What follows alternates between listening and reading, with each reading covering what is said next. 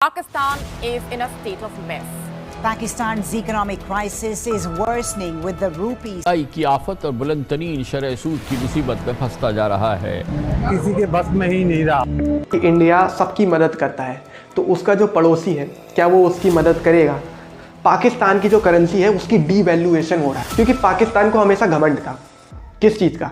अपनी geopolitical advantage. Pakistan में government military की रिप्रेजेंटेटिव होती है। पाकिस्तान अपना एक नया मॉडल तैयार करता है, आतंक का नया मॉडल, जिसको तालिबान कहा जाता है। तालिबान चाहता है कि पाकिस्तान 4 भागों में टूट जाए। ऐसा कहा जाता है, चाणक्य नीति में कहा जाता है कि जब भी तुम्हारा दुश्मन कमजोर स्थिति में हो तो यही वो वक्त होता है अपने दुश्मन पर हमला करने का। हमारे एक चचा जान है जिनकी हमेशा से ये प्रॉब्लम रहती थी कि सामने वाले को कैसे प्रॉब्लम दिया जाए। आज जब भी वो सामने वाले से मिलते तो बड़े उसके सामने क्यूट से बन जाते, इनोसेंट से बन जाते। मैंने तो कुछ किया ही नहीं, मैंने तो कुछ किया ही नहीं, हुआ ही नहीं मेरे सामने तो कुछ। अब ऐसा करने से क्या होता है कि वो दूसरों का तो ध्यान भटका रहे थे लेकिन उल्टा हो गया, ध्यान उनका भटक गया। अब वो खुद को इंट्रोस्पेक्ट करना भूल गए। और एक बात बता दूं कि जो इंसान खुद को इंट्रोस्पेक्ट नहीं करता है, जो इंसान खुद को नहीं जानता है, वो कभी भी किसी को समझ नहीं सकता है। ठीक है, हम दुनिया से तो लड़ सकते हैं, दुनिया से बहुत कुछ कर सकते हैं, लेकिन हम खुद की कमियों से नहीं लड़ सकते क्योंकि हम खुद को दोषी कभी मानते ही नहीं है, सामने वाले को दोषी मानने की कोशिश करते हैं। और इसीलिए आज जो पाकिस्तान है उसको एक डिफॉल्टर कंट्री के रूप में कहा जाता है। इसको द वर्ल्ड डिप्रेशन बोला जाता है, मतलब कि विश्व का शोक, ठीक है, विश्व का सिरदर्द जैसे नामों से दूसरे देश अब बुलाने लग गए हैं। और ये मैं नहीं कह रहा हूँ, खुद पाकिस्तान के प्रधानमंत्री शहबाज शरीफ कह रहे थे कि जब भी मैं किसी बड़े बिजनेस पर्सनैलिटी से या बड़े किसी से पॉलिटिकल लीडर से मिलता हूँ तो उसको ऐसा लगता है कि मैं उससे भीख मांगने जा रहा हूँ। तो पाकिस्तान की जो कंडीशन है वो ज़रूरी नहीं है कि आज हुई है, ये पाकिस्तान में 23वीं बार सबसे बड़ा बेल आउट हुआ है। और ये जो बेल आउट है, मतलब इस बार का बेल आउट पाकिस्तान में जब बांग्लादेश से अलग हुआ था पाकिस्तान और बांग्लादेश एक नया देश बना था, उस वक्त से भी बुरा पाकिस्तान का हाल इस बार वाले बेल आउट में हुआ है। पाकिस्तान की जो महंगाई है 31.5% हो चुकी है। देखो, महंगाई की जो स्टेज होती है वो 4 से 6 के बीच में होना अच्छा माना जाता है।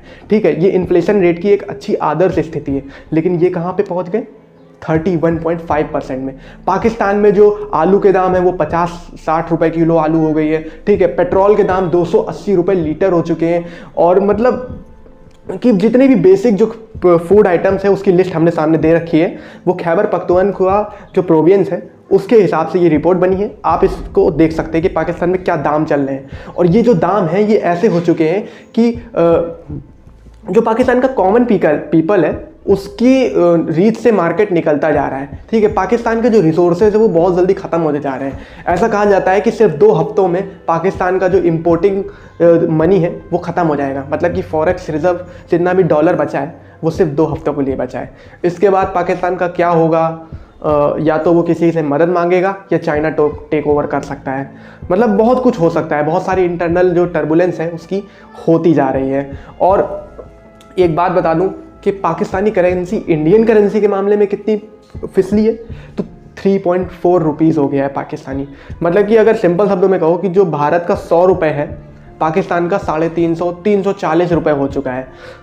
इसलिए ऐसे नहीं समझ में आएगा आपको। देखो, पाकिस्तान में जब आप जाओगे तो पाकिस्तान का जो व्यक्ति है जो चीज़ वो 350 रुपये में खरीदेगा, वही आप इंडियन करेंसी में 100 रुपये में खरीद सकते हैं। समझे आप? पाकिस्तान की जो करेंसी है उसकी डीवैल्यूएशन हो रहा है, मतलब कि इसको बोलते हैं हिंदी में मुद्रा अवमूल्यन। ठीक है, मुद्रा का वैल्यू घटती जा रही है और इससे पाकिस्तान की जो क्या है कि पॉलिटिक्स है वो बिल्कुल इनस्टेबल होती जा रही है। और जब भी कोई देश आर्थिक रूप से कमज़ोर होता है तो याद रखना उसकी संप्रभुता पे खतरा आता है। ठीक है, उसकी सुरक्षा पर खतरा आता है, उसकी बॉर्डर सिक्योरिटी हो या इंटरनल सिक्योरिटी हो, ठीक है, पॉलिटिकल स्टेबिलिटी है हो, ठीक है, उसके फिर वहाँ पे क्या होता है, ऐसी स्थिति में लोगों में क्या होता है कि अलग होने की भावना होने लग जाती है कि ऐसा है कि अब हमें अलग रहना है क्योंकि अब ये देश हमारे रहने लायक नहीं लगा। ठीक है, लोग देश छोड़कर भागने लग जाते हैं क्योंकि देश गरीब होता जा रहा है, रहने लायक बचा नहीं है। और मतलब पाकिस्तान को गधों का देश बताया जाता है। क्यों? क्योंकि पाकिस्तान में गधे बहुत ज़्यादा हैं। फैक्ट है ये। ठीक है, तो ऐसा कैसे हुआ?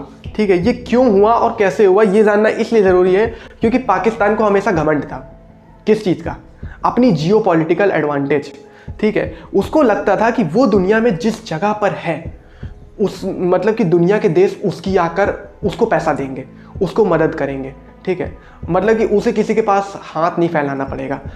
ये कहानी है जब हमारा देश ब्रिटिश इंडिया का गुलाम था। ठीक है, जब ब्रिटिश एम्पायर का हिस्सा था तब इंडिया, पाकिस्तान, बांग्लादेश सब पूरे हमारे भारत में आते थे और भारतवर्ष बनाते थे।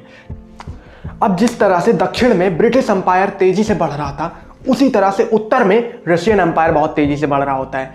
अब रशियन एम्पायर एक के बाद एक देश को टेक ओवर करते हुए अफगानिस्तान तक पहुंच जाता है। अब अफगानिस्तान एक ऐसा देश बन जाता है, वो ब्रिटिश एम्पायर और रशियन एम्पायर के बीच एक बफर जोन के रूप में बन जाता है। अफगानिस्तान की बात बताऊं तो आज तक इस देश पे कोई भी कब्जा नहीं कर पाया। जो भी देश कब्जा किया है उसको नाक कटानी पड़ी अपनी। ठीक है, क्योंकि ज़्यादा वक्त तक यहाँ पर कोई भी कब्जा इसलिए नहीं कर पाया क्योंकि ये देश एथनिक रूप से काफ़ी ज़्यादा मजबूत है। धार्मिक रूप से उतना मजबूत नहीं है लेकिन एथनिक रूप से बहुत ज़्यादा मजबूत है। पश्तून जो यहाँ के कबीले के लोग हैं वो बहुत ज़्यादा खुद को संगठित रखते हैं और अपने आप को मजबूत रखने की श्रेणी में रहते हैं। ठीक है, तो होता क्या है कि ब्रिटिशर्स कई बार अफगानिस्तान पर कब्जा करने की कोशिश करते क्योंकि वो सोवियत वालों को, रशियन एम्पायर को कब्जा डिफेंड कर सके। और यही सोच रशियन वालों की रहती है कि हम अफगानिस्तान पे कब्जा कर लेंगे तो ब्रिटिशर्स के सामने आ जाएंगे। तो होता क्या है कि ब्रिटिश ये दोनों में से किसी के कब्जे में नहीं जाता है, लेकिन जिस एरिया पे ब्रिटिशर्स कब्जा कर लेते हैं उस एरिया को वो लोग पाकिस्तान के हिस्से में ले आते हैं। कैसे ले आते हैं? वो अफगानिस्तान के राजा और ब्रिटिश के जो राजा होते हैं मैटूमर ड्यूरेड, उनके साथ बैठ के एक बात होती है और एक लाइन खींची जाती है जिसको ड्यूरेड रेखा कहा जाता है। वो फिलहाल पहले ब्रिटिश इंडिया और अफगानिस्तान के बॉर्डर को निर्धारित करती थी, अब वो पाकिस्तान और अफगानिस्तान के बॉर्डर को निर्धारित करती है। लेकिन जो ये रेखा खींची गई थी, ऐसा कहा जाता है इसको सिर्फ 3 साल के लिए वैलिड माना गया था और 3 साल बाद इसको फिर से दोबारा से जाँच करने के लिए एक अधिकारी को अपॉइंट करने की बात हुई थी। लेकिन ऐसा नहीं होता है और पाकिस्तान में अफगानिस्तान का बहुत बड़ा पश्तून ट्राइब का हिस्सा, जो कि यहाँ का एक डोमिनेंट कबीला था, वो पाकिस्तान में चला जाता है। अब पाकिस्तान तो मतलब कि जिस तरह से ब्रिटिशर्स ने भारत में पाकिस्तान को जब अलग किया था तो पंजाब को बीच से बांट दिया था, उसी तरह से अफगानिस्तान में यही खेल किया था। क्योंकि इनकी हमेशा से नीति यही रहती थी, वोट डालो और राज करो, बांटो और राज करो, और इसीलिए यहाँ पे भी इन्होंने यही काम किया था।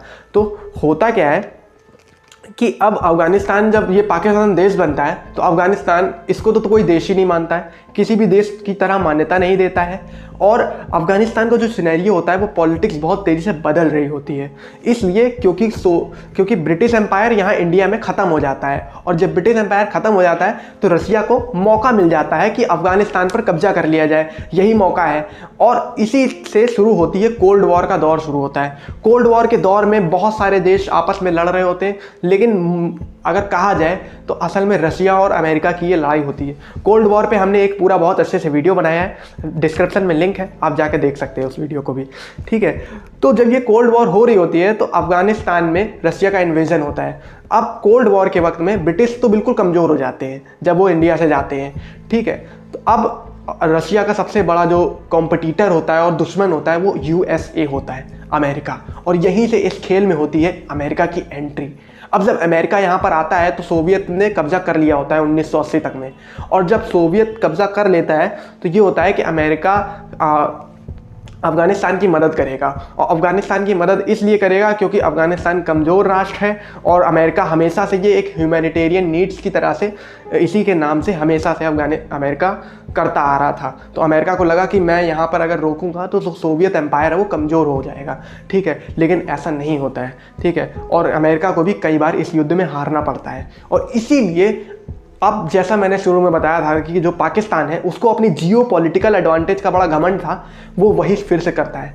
अब पाकिस्तान कहता है कि आप अपने सैनिकों को यहाँ पर भेजिए, वो हमें ट्रेंड करें, अपने हथियार हमें भेजिए, हम आपके लिए अफगानिस्तान में लड़ने जाएंगे, बदले में आप हमको पैसा दीजिए, बदले में आप हमको हथियार दीजिए और हम वहाँ पर जाएंगे लड़ने, सोवियत से लड़ने के लिए। तो मतलब कि अमेरिका पाकिस्तान को पैसा देता था और इसी को प्रॉक्सी वॉर कहा जाता है, छद्म युद्ध नीति कहा जाता है। इस युद्ध नीति के तहत पाकिस्तान चलता आ रहा था और पाकिस्तान अमेरिका से बहुत बिलियन डॉलर की मदद लेता था। और इसी से वो अपनी इकोनॉमी को रन करता था। और जैसा कि हम जानते हैं कि पाकिस्तान एक मिलिट्री रूल बेस्ड कंट्री है, यहाँ पर डेमोक्रेसी सिर्फ नाम की ही है, तो मिलिट्री किस तरह से देश को गवर्न करती है वो यहाँ पर देखने को मिल जाता है। अब पाकिस्तान इस तरह से कर रहा होता है, लेकिन जब सोवियत अचानक से हार जाता है 1991 में और 15 भागों में टूट जाता है। अब जब 15 भागों में टूटता है तो क्या होता है कि यहाँ के जो आतंकवादी होते हैं, जो पाकिस्तान के सैनिक होते हैं, ये बेचारे जॉबलेस हो जाते हैं, इनके पास कोई जॉब नहीं बचती, बेचारे बेरोजगार हो जाते हैं। तो होता क्या है कि अब पाकिस्तान अपना एक नया मॉडल तैयार करता है, आतंक का नया मॉडल, जिसको तालिबान कहा जाता है। तालिबान मतलब स्टूडेंट, ठीक है, इसको स्टूडेंट बोला जाता है।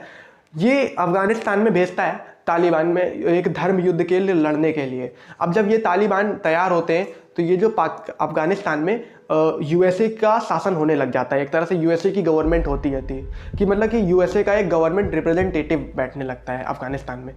तो अब तालिबान क्या होता है, अब क्या होता है कि पश्तूनों का जो डोमिनेंस हो जाता है, तो दूसरे कबीले के लोग जो होते हैं, दूसरे ट्राइबल लोग होते हैं, उनका प्रभुत्व घटता जाता है अफगानिस्तान में। उन्हीं का फ़ायदा जो है पाकिस्तान उठाता है फिर से और तालिबान बनाता है। और ये तालिबान फिर अमेरिका से लड़ाई होती है। अब जब अमेरिका से लड़ाई होती है तो अमेरिका फिर हार जाता है, और जब अमेरिका हारता है तो 1996 में तालिबान की पहली गवर्नमेंट बन जाती है, जो कि सन 2000 तक रहती है। अब 2000 तक रहती है, फिर पाकिस्तान की अमेरिका फिर जाता है पाकिस्तान के पास, पाकिस्तानी सैनिकों को ट्रेंड करता है और वो फिर तालिबान से लड़ने के लिए, मतलब कि पाकिस्तान ये दोहरा चरित्र अपनाता है। एक तरफ वो धार्मिक युद्ध के तहत वो एक तालिबान को जन्म देता है, एक तरफ वो अपनी मिलिट्री को, मतलब कि मिलिट्री और तालिबान को वो अलग दिखाता है, ठीक है। और इस तरह से वो युद्ध लड़ रहा था और अमेरिका से पैसे कमा रहा था, ठीक है। और फिर 2000 में फिर से अमेरिका जीत जाता है, ठीक है। अब जब 2000 में अमेरिका जीतता है तो करीब 22 साल तक अमेरिका यहाँ अफगानिस्तान में रहता है। अब जब 22 साल तक अमेरिका यहाँ रहता है तो क्या होता है कि अमेरिका में बहुत से देश, वहाँ के जो अमेरिका की कंट्री के लोग होते हैं, वो मांग करने लग जाते हैं कि भैया इस देश पे आप इतना पैसे क्यों खर्चे कर रहे हैं, क्यों अब लड़ रहे हैं, क्योंकि सोवियत तो अब टूट ही चुका था 15 भागों में, 22 साल से आप इस देश में क्यों हैं, हमारे पैसे वेस्ट हो रहे हैं, हमारे लोग वहाँ पर मर रहे हैं, ये अमेरिका के लोगों ने कहा। तो डोनाल्ड ट्रंप जो होते हैं वो एक ऐलान करते हैं कि हम अपनी आर्मी को अफगानिस्तान से डिस्प्यूट कर रहे हैं। अब जैसे ही अफगानिस्तान से आर्मी जाती है तो आप जानते हैं कि 2022 में अगस्त का वक्त था, और 15 अगस्त के वक्त पे जब भारत एक अपनी आज़ादी का दिवस मना रहा था, उस वक्त अफगानिस्तान में तालिबान का कब्जा हो जाता है।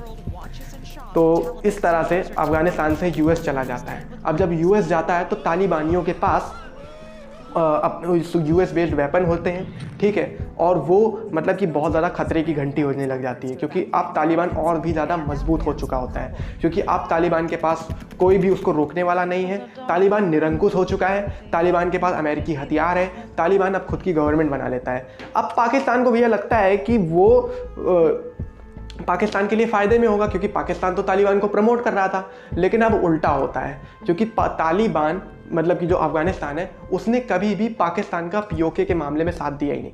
वो कहता है कि वो पीओके जो है भारत का हिस्सा है, और भारत का हिस्सा ऐसा कह के अफगानिस्तान को फ़ायदा मिलता है। अफगानिस्तान को कैसे फ़ायदा मिलता है, क्योंकि अफगानिस्तान को जो बॉर्डर है वो पाकिस्तान से ना शेयर होके इंडिया से शेयर होता है, और जब अफगानिस्तान का जो बॉर्डर है वो अगर इंडिया से शेयर होगा तो इससे अफगानिस्तान के और इंडिया के रिलेशन अच्छे बनेंगे, और इंडिया से अच्छा रिलेशन अफगानिस्तान हमेशा से बनाना चाहता था, लेकिन पाकिस्तान ने बीच में हमेशा से ऐसा माइंडसेट बनाया कि पीओके जो है हमारा है और हमारा है, ठीक है। तो ये इस तरह का सिनेरियो रहता है अफगानिस्तान में, और ये पाकिस्तान जो है इस तरह से हमेशा से कमा रहा होता है। लेकिन जब यूएस आर्मी जब चली जाती है तो पाकिस्तान को जो विदेशी मदद होती है वो मिलना बंद हो जाती है, और पाकिस्तान धीरे धीरे गरीब मतलब कि धीरे धीरे पाकिस्तान कर्ज में डूबता चला जाता है। और आज के समय जो पाकिस्तान की कंडीशन है उसका सबसे बड़ा कारण यूएस का पाकिस्तान को छोड़ के जाना है। पाकिस्तान का जो कर्ज है आज के समय में 126 बिलियन डॉलर का है, लेकिन जिसमें से 30 बिलियन डॉलर खुद चाइना का है। और ये जो चाइना पे पाकिस्तान का जो कर्ज है वो IMF वर्ल्ड बैंक और एशियन डेवलपमेंट बैंक का 3 गुना है। मतलब कि चाइना पे कितना ज़्यादा कर्ज है। और चाइना का हमेशा से चाल रहती है कि किसी भी देश को वो कर्ज के जाल में फंसाता है और बाद में वो 99 साल की लीज पर उस देश को खरीद लेता है या उस देश का कोई हिस्सा या टेरिटरी। ऐसा चाइना ने श्रीलंका में हम्बनटोटा बंदरगाह को एक्वायर करके किया था। और मतलब कि आज के समय में वो क्या करता है कि अपनी एक टेरिटरी धीरे से बना देता है। तो पाकिस्तान पे चाइना का कभी भी इन्वेजन हो सकता है, इस चीज़ को मानना चाहिए, क्योंकि ये पाकिस्तान के एक्सपर्ट भी आज के समय में कह रहे हैं।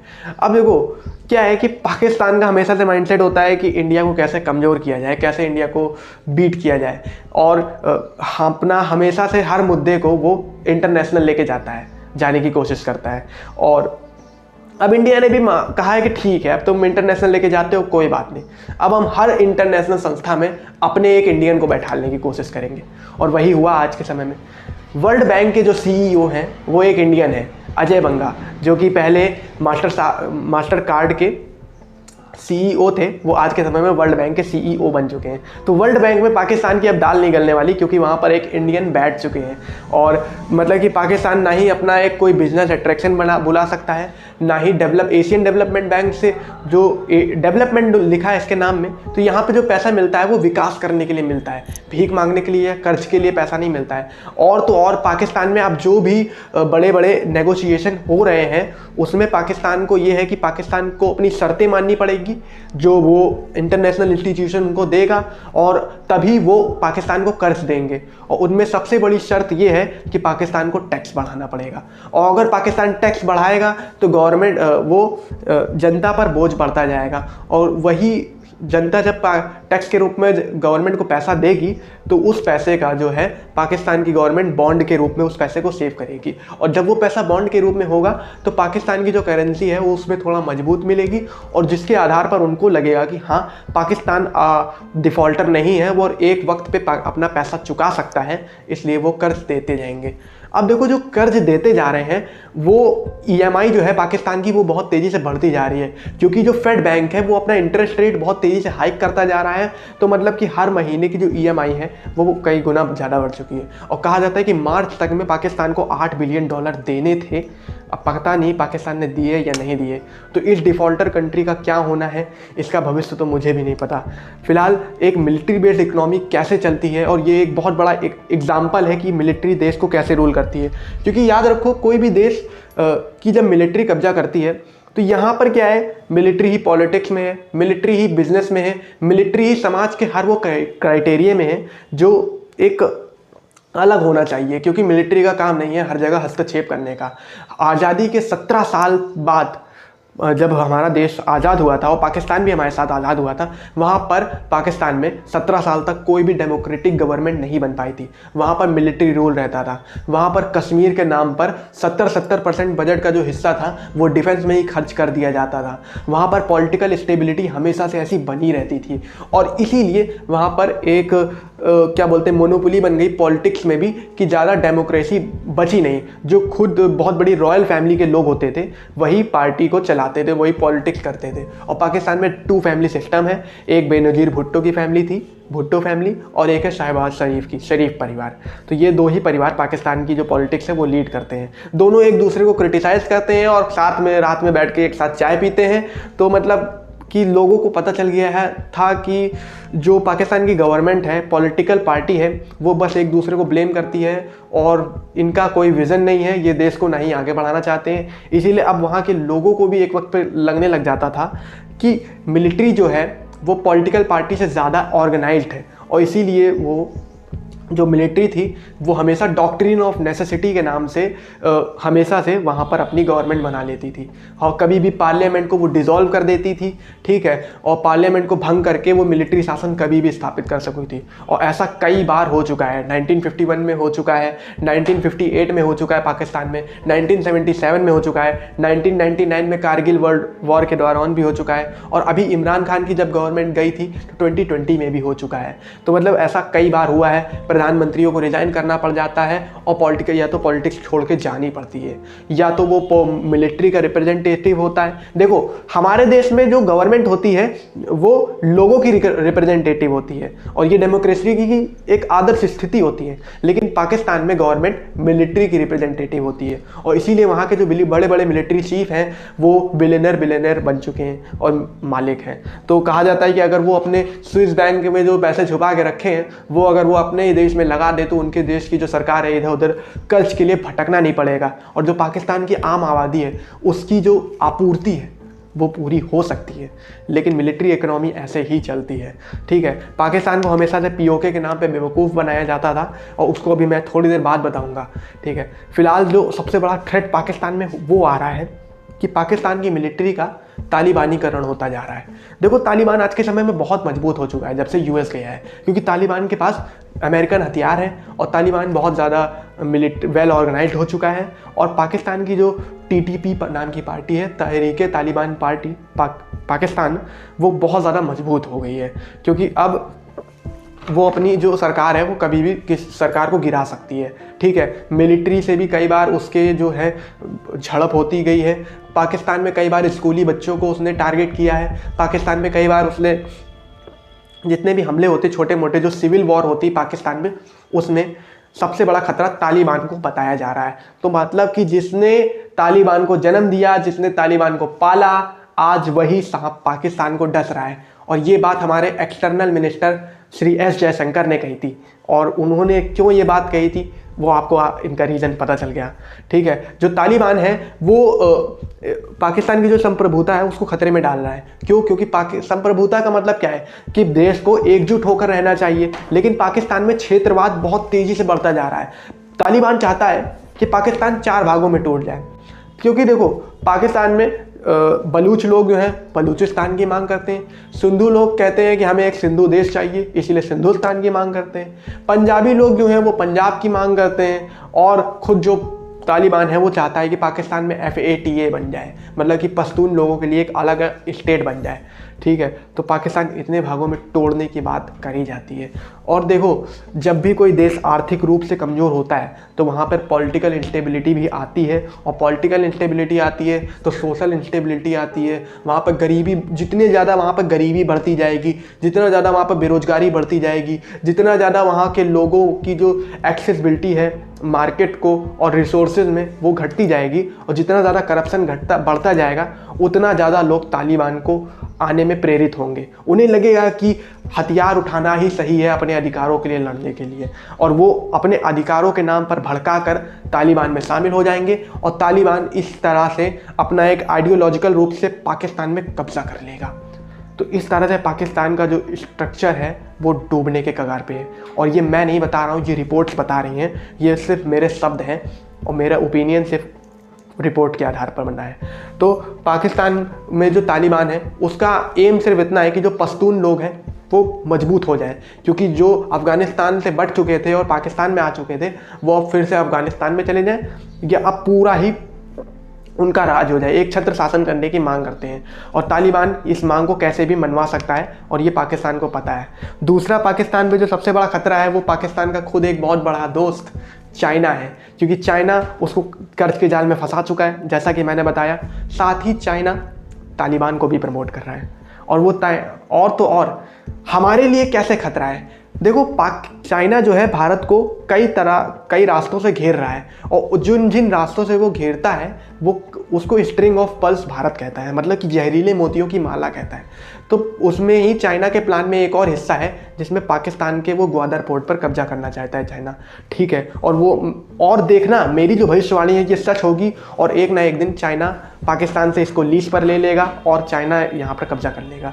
तो जैसे जैसे पाकिस्तान कमज़ोर होता जाएगा, चाइना के कर्ज के जाल में फंसता जाएगा, वैसे वैसे चाइना और ज़्यादा पाकिस्तान में चाइना की जो प्रेजेंस है वो बढ़ती जाएगी। और चाइना तालिबान को प्रमोट कर रहा है तो मतलब कि यहाँ पर चाइना जो है एक अमेरिका का रोल प्ले कर रहा है, जैसे कि उसने अफ़गानिस्तान में किया था तालिबान को बनाने के लिए। तो पाकिस्तान की जो सरकार है वो कभी भी गिर सकती है और कुछ भी पाकिस्तान में हो सकता है। तो आज जो पाकिस्तान की स्थिति है वो आर्थिक रूप से ही नहीं कमज़ोर है, वो जियोपॉलिटिकल रूप से भी कमज़ोर है।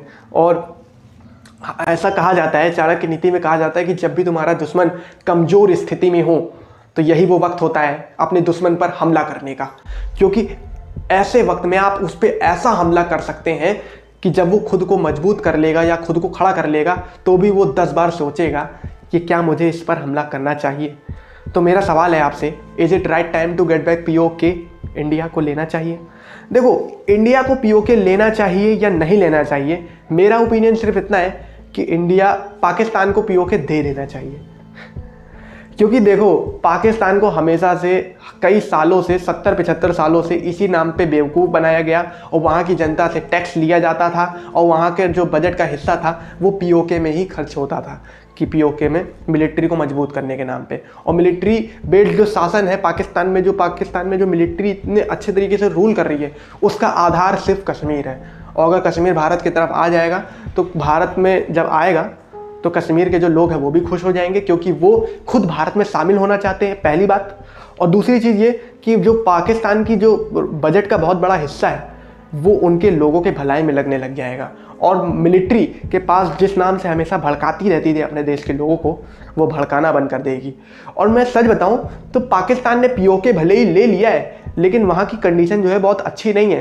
पाकिस्तान जब गरीब हो रहा था और कमज़ोर होता जा रहा था, सबसे पहले ही पाकिस्तान ने POK की बिजली काट दी थी, सबसे पहले ही वहाँ की वाटर सप्लाई कट कर दी थी, वहाँ के जितने भी प्रोजेक्ट थे उनको रोक दिया था। वहाँ के लोगों को तो बिल्कुल वो नेग्लिजेंस और दोहरे दर्जे का नागरिक समझता है। और ये सच है कि आप चाहे वहाँ पर जाकर देख भी सकते हैं, नहीं मैं नहीं कह रहा हूँ जाओ वहाँ पर, ठीक है, वहाँ पर चाइना के मल्टीनेशनल प्रोजेक्ट जो है वहाँ पर चलते जा रहे हैं, जो कि इलीगल है। क्योंकि इलीगल इसलिए क्योंकि वो भारत की टेरिटरी है। दूसरी बात, अगर भारत वहाँ पर कब्जा करता है तो ये है कि इंटरनेशनल टैक्टिक्स में कई ज़्यादा वो हो जाएगा, क्योंकि रशिया और यूक्रेन का वॉर चलता जा रहा है और रशिया और यूक्रेन देश दुनिया एक और युद्ध को और नहीं देखना चाहती। लेकिन अगर भारत इस वक्त पर हमला करता है तो ये सही टाइम माना जाएगा। तो ये मेरा ओपिनियन था जो मैंने आपको सामने रखा। फिलहाल ऐसा कहा जाता है कि इंडिया सबकी मदद करता है, तो उसका जो पड़ोसी है क्या वो उसकी मदद करेगा? तो देखो, मेरा ओपिनियन है कि नहीं करना चाहिए, क्योंकि अभी पाकिस्तान कमज़ोर है और फिर से वो अपनी जनता का ध्यान भटकाने के लिए वहाँ की मिलिट्री ने POK में 13 लॉन्चिंग पैड लॉन्च कर दिए। फिर से वो POK में अपना ध्यान लोग जनता का भटकाने की कोशिश कर रहे हैं, लेकिन इस बार उनकी जनता का ध्यान नहीं भटकने वाला, क्योंकि ऐसी सिनेरियो ही नहीं है, क्योंकि यहाँ पर इतनी गरीबी हो चुकी है कि वहाँ की जनता का ध्यान भारत के खिलाफ वो भटका सकें। वहाँ की जनता ये चाहती है कि इंडियन डिप्लोमेसी हो, भारत के जैसी विदेश नीति उनके भी देश की हो, और वो आज़ादी के साथ अपनी पॉलिसीज़ हैं वो इम्पोज कर सकें। तो कुछ ऐसा कहा जाता है। अब भारत जो है अपने आप को विश्व गुरु बनाने के लिए, जैसा कि हम जानते हैं कि विश्व गुरु बनने वाला है, तो इंडिया और पाकिस्तान का तो अब कोई कंपैरिजन बचा ही नहीं है और ये वहाँ के लोग भी मानते हैं। तो भारत ने अब डिसाइड किया है कि वो और देशों को वो फॉरेन अपनी मदद देगा, पैसे की मदद देगा। जैसे कि क्योंकि उसके पड़ोसी अगर मजबूत रहेंगे तो चाइना उस पर कब्जा नहीं करेगा, और मतलब कि चाइना उनको कर्ज के जाल में फंसा नहीं पाएगा, और चाइना कर्ज के जाल में नहीं फंसा पाएगा तो हम पे जो है खतरा जो है चाइना का वो कम होगा। इसलिए हमारे देश ने 5,408 करोड़ रुपए इस बार सिर्फ फॉरेन एड के लिए और मतलब कि दूसरे देशों को मदद करने के लिए दिए हैं, जिसमें भूटान को सबसे ज़्यादा 2,400 करोड़ रुपए दिया है, बांग्लादेश को 200 करोड़ रुपए दिया है, मालदीव को 400 करोड़ रुपए दिया है, नेपाल को 550 करोड़ रुपए दे रहा है, अफगानिस्तान को 200 करोड़ रुपए दे रहा है, श्रीलंका को 150 करोड़ रुपए दे रहा है, म्यांमार को 400 करोड़ रुपए दे रहा है, और अफ्रीकन कंट्रीज़ को भी 250 करोड़ रुपए दे रहा है। और मतलब और तो और 150 करोड़ रुपए वो रिजर्व में रख रहा है कि किसी भी देश को ज़रूरत हो वो उसको जाकर मदद कर सकता है। लेकिन पाकिस्तान को वो नहीं दे रहा है, तो पाकिस्तान को नहीं देना चाहिए, ये भारत की नीति भी कहती है। क्योंकि इंडिया हमेशा से कहता है कि जो टेरर है और टॉक है वो एक जगह पर कभी भी नहीं हो सकती। पाकिस्तान को अपना आतंकवाद छोड़ना पड़ेगा, तभी वो भारत उनसे बात करेगा। क्योंकि देखो, पाकिस्तान की जो GDP है आज के समय में $376 बिलियन की है, जिसमें से 71% हमेशा से एवरेज जो रहती थी कर्ज में ही रहती थी, जो आज 71% से बढ़कर 91% हो चुकी है। मतलब कि 90% किसी देश की इकोनॉमी कर्ज में डूबी हुई है, सिर्फ 10% से वो देश चल रहा है। ठीक है। और उनके बजट का जो हमेशा अब जो 1/3 हिस्सा है वो लोन के रीपेमेंट पे जाता रहता है, और वहाँ का फिस्कल डेफिसिट लगातार तेज़ी से घटता जा रहा है, मतलब कि राजकोषीय घाटा है वो बढ़ता जा रहा है, सॉरी, ठीक है। और मतलब कि इंपोर्ट करने की जो क्षमता है वो पाकिस्तान की घटती जा रही है, क्योंकि पाकिस्तान के जो डॉलर रिजर्व है वो घटते जा रहे हैं। और ऐसा कहा जाता है कि जितनी आपके पास विदेशी मुद्रा भंडार होगा उतना ही आप माल को इंपोर्ट कर सकते हैं, उतना ही आप अपने बिजनेस को एक्सपेंड कर सकते हैं। भारत इंपोर्ट फॉरेक्स रिजर्व के मामले में 5वें नंबर पर आता है, और पाकिस्तान कितना नीचे है वो लिस्ट में मेंशन है, 67 नंबर पे आई थिंक है। तो कुछ इस तरह से ये पाकिस्तान की केस स्टडी थी, जिसमें हमने बताया पाकिस्तान के सिनेरियो को कि किस तरह से पाकिस्तान रूल कर रहा है। अब पाकिस्तान का क्या होगा वो आने वाले वक्त ही बताएगा, इसकी अपडेट हम इस चैनल के माध्यम से दे देंगे। फिलहाल ये वीडियो आपको कैसी लगी प्लीज़ ज़रूर बताइएगा। धन्यवाद, जय हिंद।